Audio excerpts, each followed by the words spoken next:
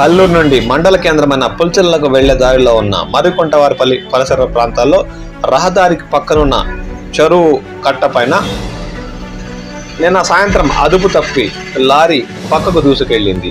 ఈ ప్రమాదంలో ఎవరికి ఎటువంటి గాయాలు కాకపోవడంతో స్థానికులు ఊపిరి పీల్చుకున్నారు. సంఘటనా స్థలానికి చేరుకున్న కల్లూరు ఎస్ఐ వెంకటేశ్వర్లు లారీని ట్రాక్టర్ సాయంతో బయటికి తీసి